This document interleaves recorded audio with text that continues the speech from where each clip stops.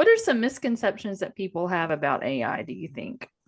I think people both underestimate it and overestimate it at the same time, Yeah. right? So when people look at progress in things like writing, people underestimate the extent to which of how good it is because all they see is ChatGPT and other generic tools like this, right? Right. But ChatGPT is actually pretty terrible at writing. It writes like an undergrad trying to get an A and using words that are too big for the theme to Right. impress you, right?